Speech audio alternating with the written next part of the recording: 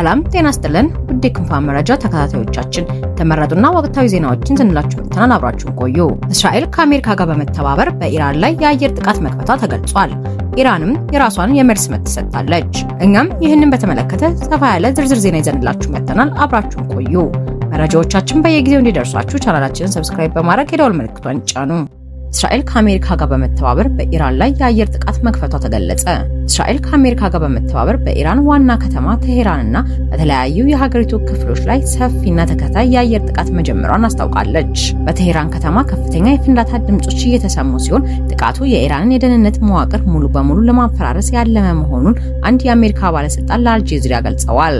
በተፈጠረው ድንገተኛ ውጥረት ምክንያት በመላው እስራኤል የአስቸኳይ ጊዜ አዋጅ የታወጀ ሲሆን በኢራን ዋና ከተማ ቴሄራን ጠንካራ ፍንዳታዎች እየተሰሙ መሆኑ ተሰምቷል። ኢራን በድሮንና በባሊስቲክ ሚሳኤሎች ከፍተኛ የአጸፋ ጥቃት ልትሰነዝር ትችላለች በሚል ስጋት ዜጎች በመጠለያዎች ውስጥ እንዲቆዩ ጥሪ ተላልፏል። እስካሁን ባለው መረጃ የኢራን ፕሬዝዳንት መስዑድ ፔዜሽኪያን መኖሪያ ቤትና የደህንነት ዋና መስሪያ ቤትን ጨምሮ በ30 የተለያዩ ኢላማዎች ላይ ጥቃት መፈጸሙን የእስራኤል መገናኛ ብዙሃን ዘግበዋል። የእስራኤል የደህንነት ባለስልጣን እንደገለጹት ጥቃቱ የኢራንን ፕሬዝዳንት ጨምሮ መላው የኢራን አገዛዝን ኢላማ ያደረገ ሲሆን የሀገሪቱ የበላይ መሪ አያቶላ አሊ ካሚኒ ከቴሄራን ወጥተው ደህንነቱ ወደ ተጠበቀ ስፍራ እንዲዘዋወሩ መደረጉንም ገልጸዋል። የእስራኤል መረጃዎች እንደሚጠቁሙት ፕሬዝዳንት ፔዜሽኪያን ላይ የግድያ ሙከራ የተከናወነ ሲሆን ጥቃቱ በቀን መካሄዱ የኢራንን መከላከያ ክፉኛ አስደንግጧል። እስራኤል ለሚቀጥሉት 4 ቀናት የሚቆይ ከፍተኛ የጋራ ጥቃት ለማካሄድ ዝግጅቷን ማጠናቀቋን የገለጸች ሲሆን ከጥቃቱ በኋላ ቴሄራን የቀድሞ መልኳን አትይዝም ስትል አስጠንቅቃለች። በሌላ በኩል የእስራኤል የስለላ ተቋም ሞሳድ በፋርስ ቋንቋ ባስተላለፈው መልእክት ኢራናውያን የገዛ ሀገራቸውን አገዛዝ ለመታገል በሚያደርጉት ጥረት ብቻቸውን እንዳልሆኑ ገልጾ ፎቶዎችንና ቪዲዮዎችን በማጋራት እንዲተባበሩ ጥሪ አቅርበዋል። ኒውዮርክ ታይምስ የአሜሪካ ባለስልጣናትን ጠቅሶ እንደዘገበው አሁን ጥቃት ካለፈው ሰኔ ወር ጥቃት እጅግ የከፋና ጠንካራ እንደሚሆን ይጠበቃል ብሏል። ይህ ድንገተኛ ጦርነት የተቀሰቀሰው በጄኔቫ ይካሄድ የነበረው የኒውክሌር ድርድር መጠናቀቁን በተገለጸ በሰዓታት ልዩነት ውስጥ ነው። በሌላ በኩል አሜሪካ ኢራን ላይ በተፈጸመው ጥቃት ተሳታፊ እንደሆነች ፕሬዝዳንት ዶናልድ ትራምፕ አረጋግጠዋል። ይህን ያረጋገጡት ትላንትና በሰጡት መግለጫ ነው። ትራምፕ እንደገለጹት የዚህ ወታደራዊ እርምጃ ዋነኛ ግብ አሜሪካን ሕዝብ ከጥቃት መከላከልና ከኢራን አገዛዝ የሚመጣውን የማይቀር አደጋ ማስወገድ ነው ብለዋል። ኢራን የኒውክሌር መርሃ ግብሯን እንደገና ለመገንባት መሞከሯና አሜሪካን ሊመቱ የሚችሉ የረጅም ርቀት ሚሳኤሎችን እያበለጸገች መሆኗን ለጥቃቱ በምክንያትነት ጠቅሰዋል። ትራምፕ መግለጫቸው ላይ ጠንከር ያለ አቋም በማንጸባረቅ የጥቃቱ አንዱ ግብ የኢራንን አገዛዝ ማስወገድ እንደሆነ ጠቁመዋል። ለኢራን ህዝብ ባስተላለፉት መልእክት የነጻነታችሁ ሰዓት ደርሷል፣ በእጃችሁ ነው በማለት ህዝቡ አጋጣሚውን ተጠቅመው መንግስቱን እንዲገለብጥ ጥሪ አቅርበዋል። የኢራን ጦር መሳሪያውን እንዲያስቀምጥ መልእክት አስተላልፈው ህዝቡም እኛ ስራችንን ስንጨርስ መንግስታችሁን ተረከቡ ብለዋል። ፕሬዝዳንቱ በየቦታው ቦምብ ይዘንባል ያሉ ሲሆን ማንም ሊያቆመን አይችልምም ብለዋል። የሚፈልጓቸው ሰዎች የትም ቢደበቁ እንደሚያገኟቸውም ገልጸዋል። ህዝቡ ውጪ ላይ እጅግ አደገኛ በመሆኑ ከቤቱ እንዳይወጣም መክረዋል። ትራምፕ በጄኔቫ ሲደረግ የነበረው የኒውክሌር ድርድር እንዳልተሳካ ገልጸዋል። ስምምነት ላይ ለመድረስ ደጋግመን ሞክረናል፣ ነገር ግን ኢራን ፈቃደኛ አልሆነችም፣ ከእንግዲህ መታገስ አንችልም ብለዋል። በተያያዘም አሜሪካ F-22 የጦር ጀቶችን ወደ ቀጠናው ማሰማራቷን ዓለም አቀፉ መገናኛ ብዙሃን ዘግበዋል።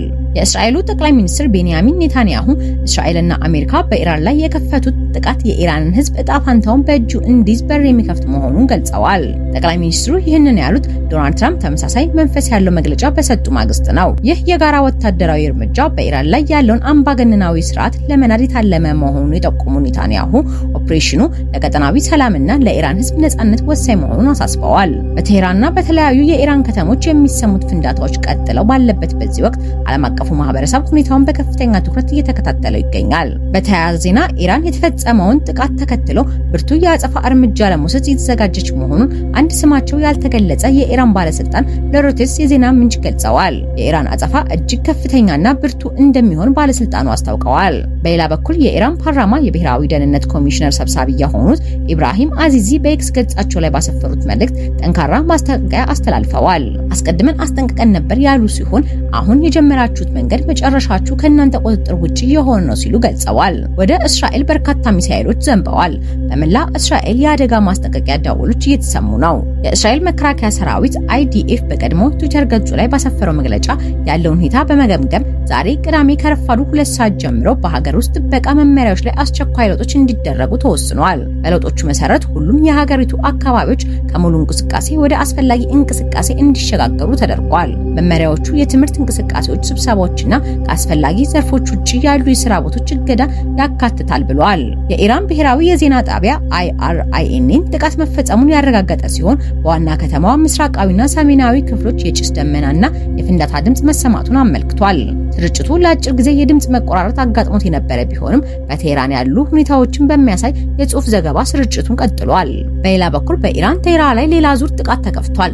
ኢራንም እስራኤልም የአየር ክልላቸውን ዘግተዋል። ይህን ተከትሎ ሁቲዎች በቀይ ባህር ላይ ጥቃት እንደሚሰነዝሩ አስታውቀዋል። እስራኤልና አሜሪካ በኢራን ላይ ጥቃት መሰንዘራቸውን ተከትሎ የቴህራን አጋር የሆነው የየመኑ የሁቲ ሚሊሻ በታቀደው ቀጠና በሚንቀሳቀሱ መርከቦች ላይ አዲስ ጥቃት እንደሚሰነዝር አስታውቋል።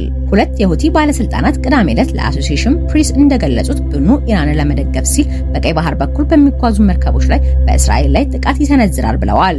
በተያያዘ ዜና የቀድሞ የኢራን መከላከያ ሚኒስትር አሚር ሀታሚ በእስራኤልና በአሜሪካ በተቀናጀ ጥቃት ሳይገደሉ እንዳልቀረ የሚገልጹ ያልተረጋገጡ መረጃዎች ዓለም አቀፍ መነጋገሪያ ሆነዋል።